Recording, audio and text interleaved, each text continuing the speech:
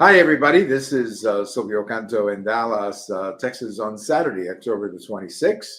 And today we're going to talk a little Mexico, a little border with our good friend Allan Wall. Allan, welcome. It's always great to have you. Well, thank you. It's, as always, great to be on your show.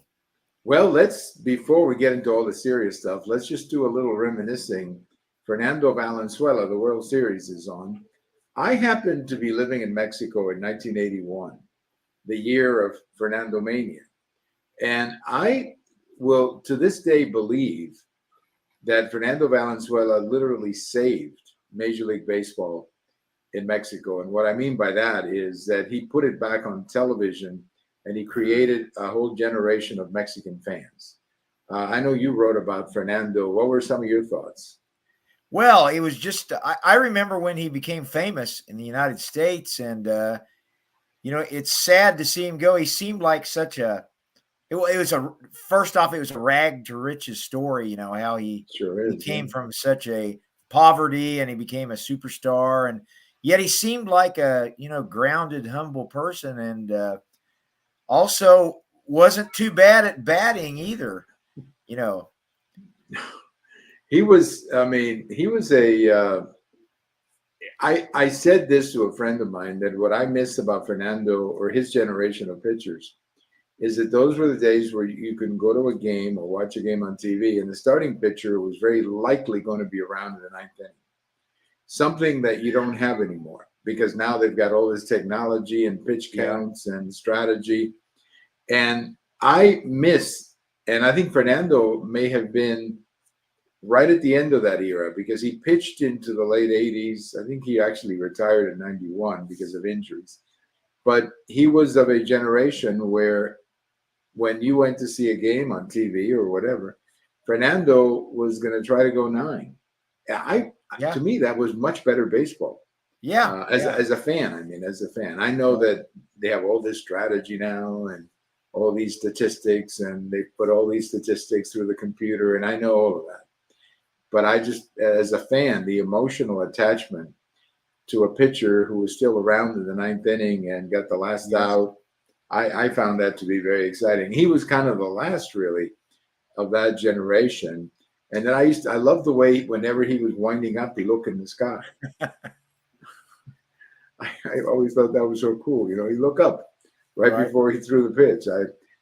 And he was born, I believe, in Los Mochis, which is in Sinaloa, I believe. In Sonora. In Sonora, okay. And it was, let's see, I have the name here. It's the place he was from.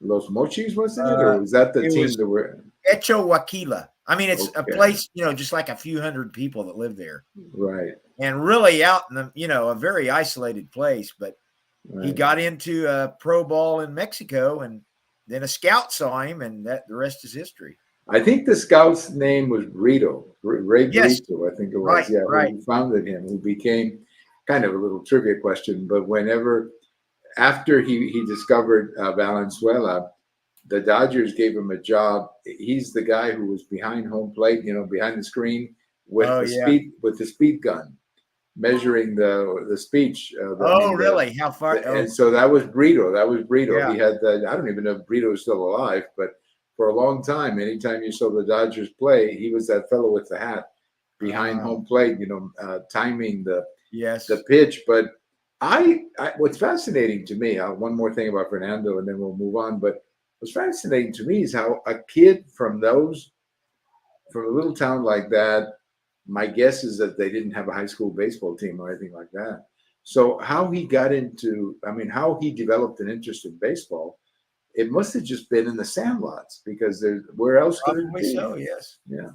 And it's almost I understand I understand it's pretty popular baseball in that region, It is. Yeah. In the north of Mexico, it is. In Coahuila and Juarez and those areas, it is very popular. Yeah. It is much more popular than soccer. But his story of that rags to riches story, like you were saying, is very similar to Bob Feller, who was a U.S. Navy veteran, by the way, during the war. And Bob Feller was literally throwing the baseball in the farm in Iowa. I mean, Oh, just I yeah. mean, you couldn't make a movie about that. I mean, it's like a movie. Right. I mean, you got this 15-year-old, 16-year-old throwing the ball in the back of the farm to his dad, Yeah. pitching, and his dad coaching him. And then by one of those things, the scouts saw him, they signed him, and he was in the major league with the Indians. Oops, I said Indians. I guess they're called Guardians now, but I prefer Indians. I like Right, that right. name, Indians. A better Yeah. name, much better name than Guardians. But Yes. anyway, what a great story, Fernando. And Oh, yeah. last night at the baseball game, they had a very moving opening ceremony about him. His wife was there, and Oh, that's great. didn't realize he had that. I think he had 4 kids. So one of them looks just like him. I mean, Oh, it's amazing. yeah. He had a Dodgers jersey on, and the similarity was stunning. Well, let's talk about a few things here. I know I didn't call you to do a baseball show, so so so let's do a few political things. We have an election here. If you haven't, did you hear about that? We Yes. have an election here in about 10 days, and I actually Right voted up. early. I voted early. We can do that here in Okay. Texas. So you're already in the bank I'm there. my name's in the book or in the box or whatever they call it. And I voted last week. We can still vote next week. And I voted for Trump. I think that's not a shock to anybody. And I feel very confident that Trump's going to win. I think the stars seem to be aligning for him. I don't know how you see it. Well, I'm always afraid to make predictions, but it looks positive. I mean, it looks, and also it just seems that his campaign has a very strong momentum. Whereas the Kamala campaign, I mean, it's like they've lost their way. They've resorted just to name calling, calling him a fascist, and and a lot of the polls look very good for Trump. And I guess I'm cautiously optimistic.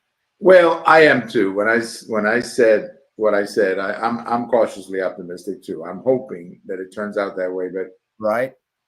I just tell everybody, don't assume anything. Get out and vote. Yes, Because yes. the popular vote is still going to be pretty close Oh, in definitely. some of these states. Now, speaking of Trump, one more thing before we get to Mexico. Before we started recording, I told you that I had watched this Joe Rogan interview. I saw part of it last night before I went to bed, and then I saw the other half this morning when I got up.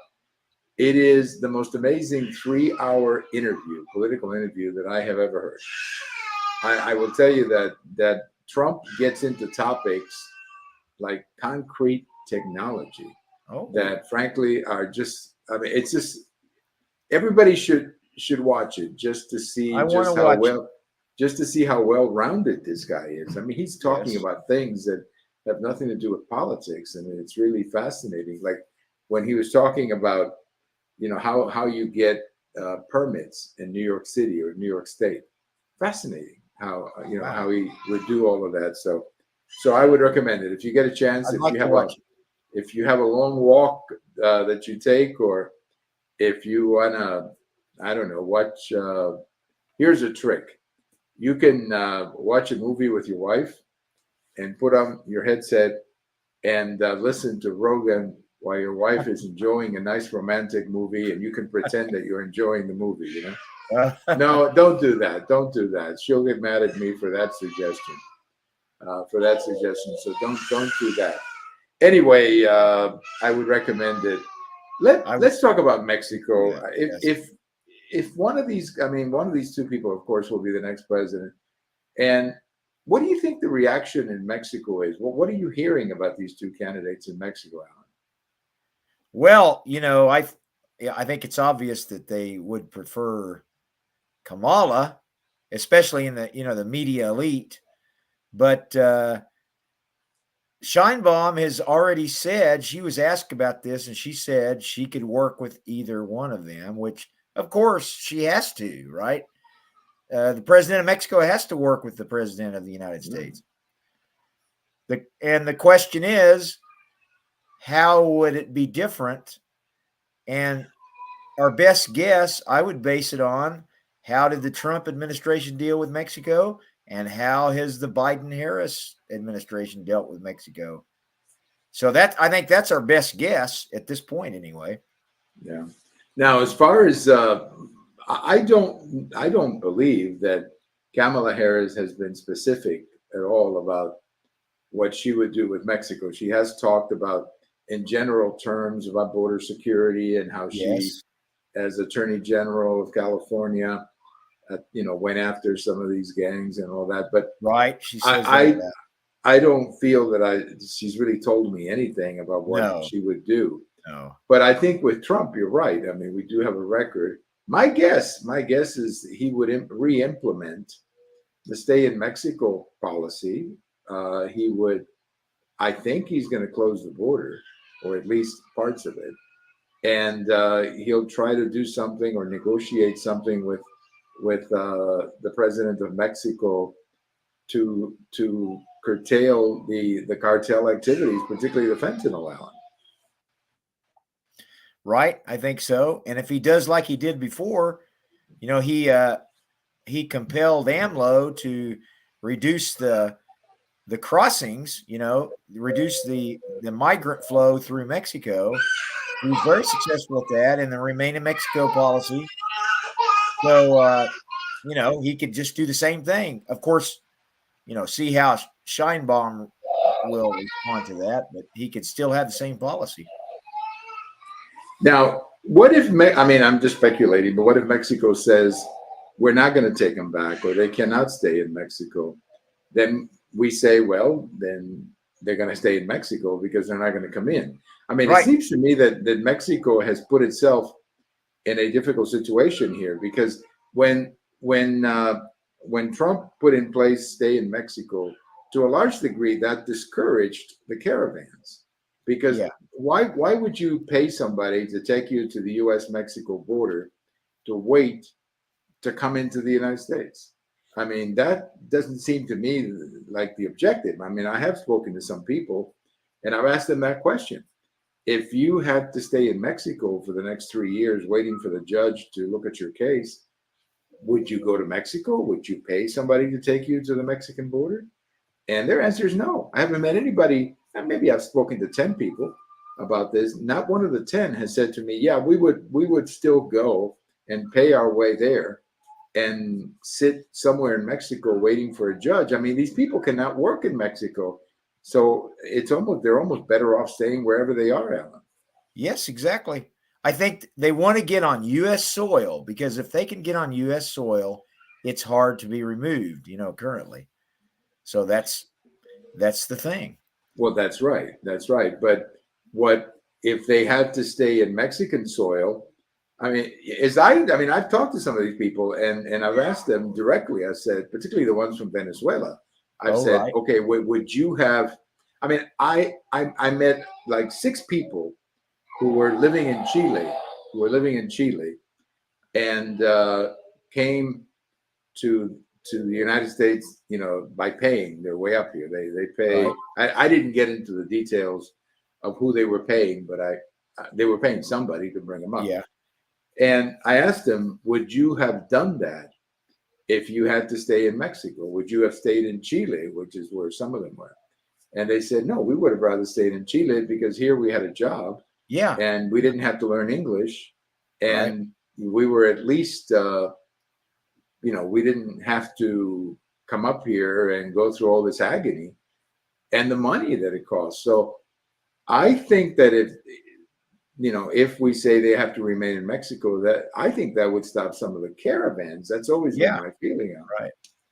Right. Now, and if Mexico doesn't cooperate, just if you could seal the border anyway, that's a de facto remain in Mexico policy right there. Well, and I think that's where Trump would go. He would say, okay, you don't like the policy? Well, we don't like open borders. And then he would figure it out, or he would, like you say, de facto stay in Mexico. But one of the things that he was able to do with López Obrador is that López Obrador accepted the terms very quickly. Yes. And also, as Trump likes to say, I don't know whether it's true or false or whether he's exaggerating, but he likes to say that López Obrador put the Mexican army down in the southern part of Mexico to keep people from coming into Mexico and into the United States. Have you been able to check that? Is that true? Yes, he did that. He did take more action to stop, at least reduce the flow down there in Chiapas and those areas, and it was successful. It did radically, reduce the flow before they even got to our border. And adding that to the stay in Mexico policy, it was a very successful policy. It was, because I think it discouraged the caravans. There is a caravan right now. Right. That is making its way north, which is that's going to be a mess. It's a long one. And I keep asking myself, Allan, and I've asked this question before when we've spoken, how do these people walk 1,000 miles? There must be a lot of assistance along the way. I think there is NGOs and things like that. But they must be Mexican assistance as well. Right. Yeah. I mean, the police have got to be clearing the roads for them. Where do they stay? Where do they sleep? So, if you're going to go, and I've driven a little bit inside of Mexico, I have not driven from, Chiapas to the U.S.-Mexico border, but I've driven generally in the center of Mexico, in the central part of Mexico. The roads are pretty good, actually, but, some of the areas are pretty desolate that you're driving through. And for these caravans to be walking through, and all of a sudden nightfall comes, where are they going to stay? I don't think they're putting up tents and sleeping on the side of the road. I don't think they're doing that. And who feeds them? Who takes care of them? So this is an organized effort. That's my sense. And how much involved is our Mexican politicians in this whole thing, that it would be very disadvantageous for them to stop the caravans. The caravans have now become a source of income for the criminal elements. Right. Exactly. Yes. Yeah. So I think that, like you say, Sheinbaum is going to have to deal with whoever she deals with. But I just think it's going to be, if it's Harris, I have no clue what she's going to do. Find out. Yeah. Yeah. I don't know. She's going to talk a good game, I assume, but I don't have any sense that she's going to do this or she's going to do that or she's going to do this or whatever. You kind of get the feeling that, your instinct is to say that she's going to follow the Biden policies, but those are unsustainable, even with Democrats. So she's going to have to do something else. Now, talking about Mexico, the country's going through the first 30 days of President Sheinbaum, and I follow some of these Mexican podcasts, and they're very critical of her. Now, I'm not saying that they represent the country as a whole. Maybe I'm just listening to 2 or 3 that are more critical of her. But a lot of people keep asking, who's really running Mexico? And something else I've detected too, Allan, you and I have talked about this for a long time, but now I hear more and more Mexicans talking about it. And that is, why hasn't she done anything about the killings? The hugs versus, bullets policy that she has basically embraced again. It's not working. The violence is brutal, Allan. Oh, yes. And all over the place. You got that in Guerrero, Sinaloa, Chiapas, Guanajuato. It's just terrible right now. The violence is just in various places. It's not just one place. And it's, it was going on when she was being inaugurated. And then you had that other case where the army, shot a vehicle with migrants in it. Well, on the other hand, you have to say, well, what are these soldiers supposed to do? They're trying to deal with all these vehicles and speeding vehicles, things like that. It's just a bad situation all the way around. And there was just recently a big firefight with the Mexican army and a bunch of gangs. I think this is the one in Guerrero that you're talking about. Oh, yes. And there were quite a few deaths. I just don't know. I hear from Mexicans all the time. Everybody seems to be complaining about the violence, and everybody. These podcasts that I'm picking up from Mexico, everybody's complaining about the just the violence and the number of people who were killed. You know, the mayor who was decapitated, and then apparently another mayor was killed. It seems to me, and please let me know what you think, but it seems to me that the Mexican president and the federal government in Mexico are sort of just looking the other way, hoping that it goes away. But I don't think it is going away. I think it's going to get worse now. Oh, yeah. In fact, in Sinaloa, you know, where two factions of the cartel are fighting, the army commander said basically, well, you know, it's really not up to us. It's up to them. Wow. You know, so you don't have, you know, you're not controlling the territory. And it's just terrible. Yeah, the hugs, not bullets has not worked, but she's continuing the same policies. And you wonder how tired the Mexican army is of fighting these conflicts. Right. Because all of this started with Calderon, roughly about the time that you and I met. Right. Was when all of this started.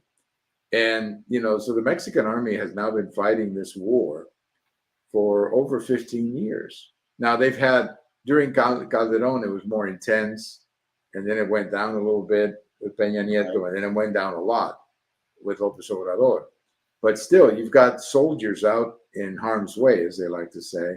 And I'm not exactly sure how the Mexican army works, but I assume these are recruits, you know, drafted recruits that go out there. And, you know, you get tired after a while. Your army gets tired of it constantly be doing all this duty out there and fighting a war that doesn't seem to have an end in sight. I mean, there doesn't seem to be a military ending to it. You know, we're just going to have soldiers out there and hope that they don't get shot. That seems to be the policy, Alan. Yeah, and it's not a good policy, because if you're asking these soldiers to put their life on the line, you better have a plan, you know, for victory. But it apparently doesn't. And another question I've asked, why didn't the opposition in the election make a bigger deal out of this? You know, they should have really I see a real lack of leadership in the opposition parties. I think that's one of the problems right now in Mexico.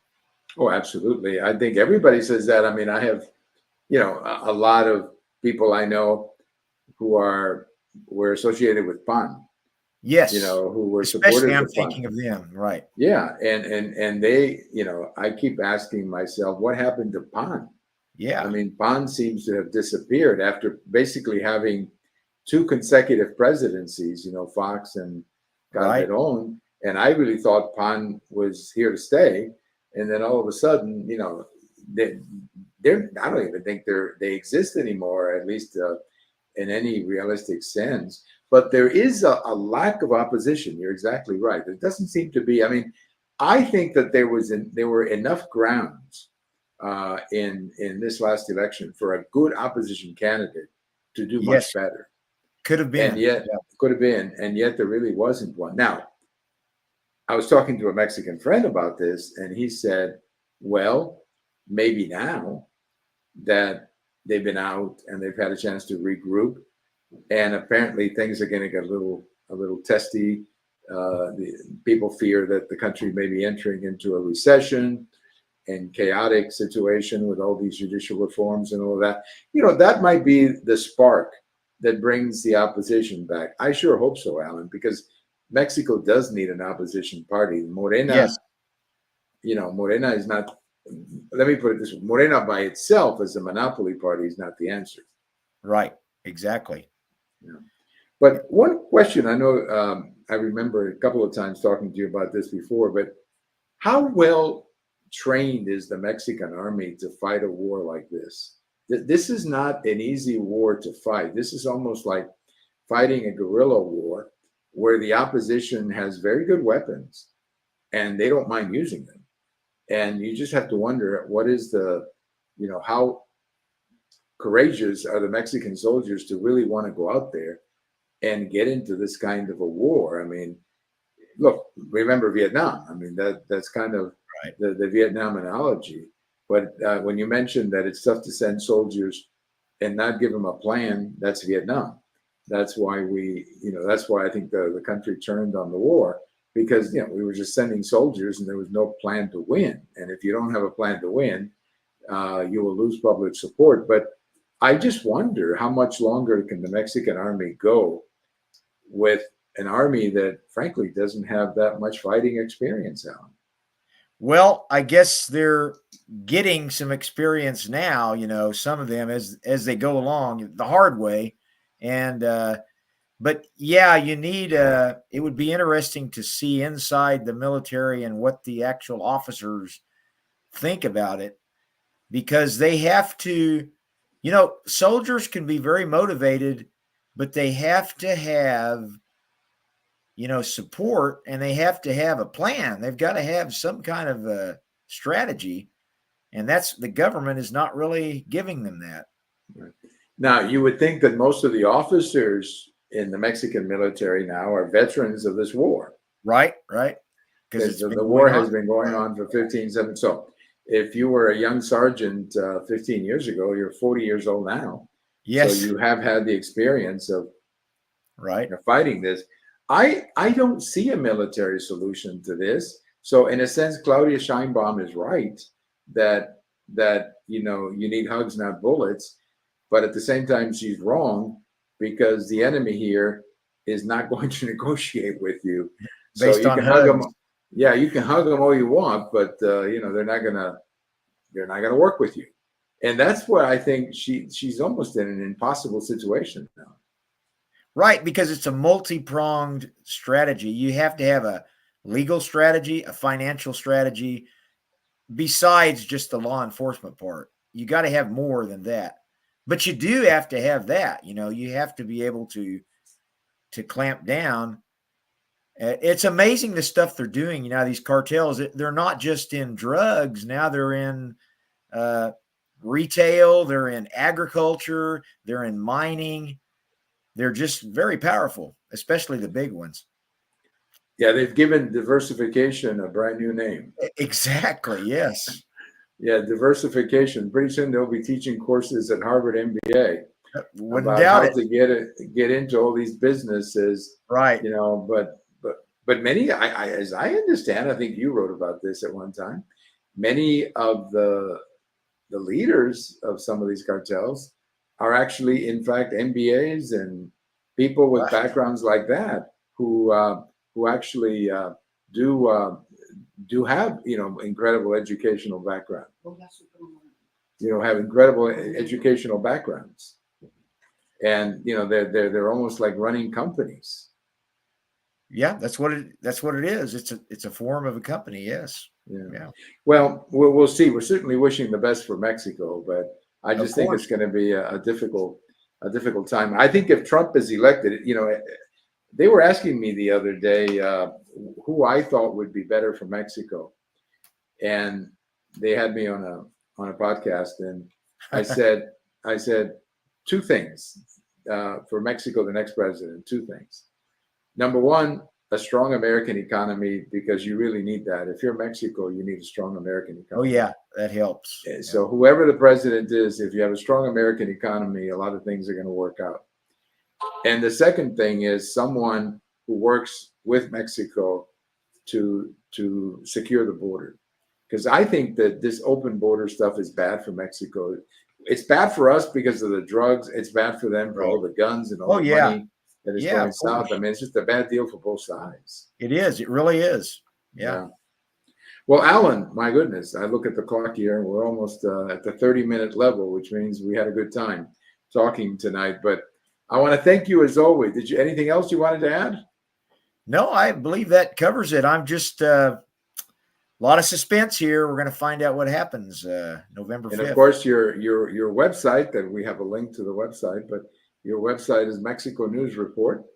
And you've been writing a lot. I get a lot of your work, and I congratulate you on that. It's good work that you're doing, Alan. Congratulations. Well, thank you.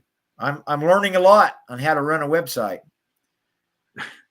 Well, I've been doing it for a long time, and I don't think I've learned anything. The only thing I know how to do, the only thing I know how to do is write the article and post it. But I have the good fortune of being connected to American Thinker, and they know how to do all of that. So all I do is send them the article, and they take care of all the details. And because I'm not a, if it was up to me, I'd still be writing an article from 6 years ago, or I'd still be struggling how to post it correctly. Because the one thing about posting in a website, what really gets me or confuses me is how to format it the right way. So, it sounds very simple, but, you want to format it. And I always have a lot of problems, having the right formats and all of that. So having a great friend like American Thinker that will do that, I just send them the text, and they take it from there. I think that has been very helpful to me. Oh, in yes. fact, I would recommend that you send more stuff into American Thinker, because I know you've printed a couple. Yeah. And I would recommend it because Right. they are, I think the material you've been sending me from your website would be really valuable over there as well. So I'm sure you still have the contacts. And if you don't, I'd be happy to connect you with them. But you should be writing over there because you have a lot of good things to say. Okay, thank you. I'll try that. Mike, as always. Well, thank you. Give my best to your family. And I think we may have been hearing a little bit from our 3-year-old about 20 minutes ago, who decided to do an exhibition of screaming. I think that's because he was being put to sleep. And, okay. I don't hear anything now, so I guess. No, I think he's sleeping now. There was a moment there for a couple of maybe 2 or 3 minutes where the screaming was intense. So I just hope that the folks listening, well, if they heard it, then they know what it's like to be a grandfather. That's exactly. And it's a lot of fun. Allan, thank you and good night. Thank you so much. Thank you. My best to you and to your family, and we'll talk again. Thank you. Thank you very much. All right. Our good friend, Allan Wall. Allan is a blogger. Gosh, I've known Allan for quite some time now. I think the first show that we did, podcast that we did, I'm going to guess, but I think it was 2007 or 2008. And here we are all these years later, we're still doing them. I always enjoy chatting with him so much and reading what he writes. And it's just a lot of fun to talk about Mexico and the border. Everybody have a great weekend. I hope the Yankees win. They lost the first game. I'm kind of rooting for the Yankees, but I'm really rooting for a 7-game series.